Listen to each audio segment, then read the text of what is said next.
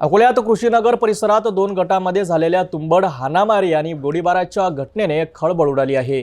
या प्रकरणात पोलिसांनी एकूण 23 जणांवर गुन्हे दाखल केले असून 12 जणांना अटक केली आहे।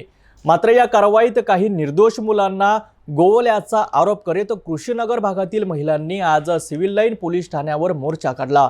आपली मागणी घेऊन आलेल्या महिलांना ठाणेदारांनी काय आश्वासन दिले पाहूया सविस्तर रिपोर्टमध्ये। अकोल्याच्या कृषीनगर परिसरात काही दिवसांपूर्वी पूर्व वैमनस्यातून 2 गटांमध्ये सशस्त्र हाणामारी आणि हवेत गोळीबार झाल्याची गंभीर घटना घडली होती। या घटनेनंतर परिसरात तणावाचे वातावरण निर्माण झाले होते। सिव्हिल लाईन पोलिसांनी या प्रकरणात तात्काळ कारवाई करत एकूण 23 जणांवर विविध कलमांखाली गुन्हे दाखल केले असून आतापर्यंत 12 आरोपींना अटक करण्यात यश मिळवले आहे। उर्वरित आरोपींचा शोध पोलीस घेत आहे। मात्र पोलिसांच्या या कारवाईवर कृषीनगर भागातील काही कुटुंबियांनी आक्षेप घेतला आहे। त्यांचा आरोप आहे की पोलिसांनी या गुन्ह्यात काही निर्दोष मुलांची नावे देखील समाविष्ट केली आहे। याच मुद्द्यावरून मोठ्या संख्येने कृषीनगरमधील महिलांनी एकत्रित येत सिव्हिल लाईन पोलीस ठाण्यावर मोर्चा काढला। जिम मंदी गेला होता सर, त्यांनी फोन करून बोलावलं आणि फक्त तिथं उभाच होता तो, तरी पण त्याचं नाव त्याने लिहून दिलं। आणि बघायला तो हॉस्पिटलमध्ये गेला तो असे म्हणतात पुढची पार्टी आकाश गवई की म्हणतात बाई कशाला आले पाहायला, त्यांना बघितलं आणि मला बघितलं नाही। लेकराला एवढं समजते का?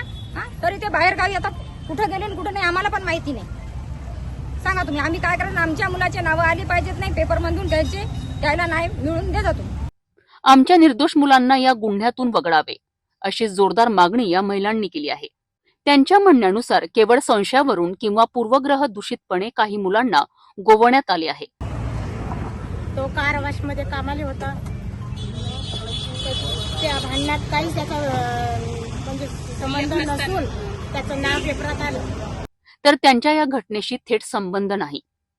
यावेळी सिव्हिल लाईन पोलीस ठाण्याच्या ठाणेदार मालती कायटे यांनी मोर्चातील महिलांशी संवाद साधला।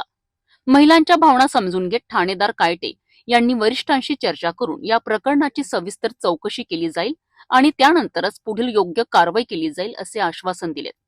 पोलिसांकडून निष्पक्ष चौकशीची ग्वाही मिळाल्यानंतर महिलांनी आपला मोर्चा थांबविला। शाळेमध्ये आहे, छोटा आहे, कॉलेजला आहे, याला हे असं घडायला पाहिजे का? न्याय काऊन नाही भेटत? न्याय कशानं काय झालं? आज 4 दिवस झाले माझा मुलगा घरी नाही आहे, कशानं काय झालं? ज्यांना नाव टाकलं त्याच्यावर आम्ही कारवाई करू शकतो, कारण आज माझ्या मुलाचं आज 4 दिवस झाले आमच्या पोटात अन्न नाही। आज आमचं म्हणणं काय होत असेल? याच्यासाठी आम्हाला न्याय भेटणं जरुरी आहे। आम्हाला न्याय भेटा, एक तर न्याय द्या ना, फक्त बॉटल जराची द्या, आम्ही मायबाप जर घ्यायला तयार आहोत। कृषीनगरमधील या घटनेचे पडसाद आता उमटायला सुरुवात झाली आहे। पोलिसांनी कारवाई केली असली तरी निर्दोष मुलांचे नावे वगळण्याची मागणी जोर धरू लागली आहे।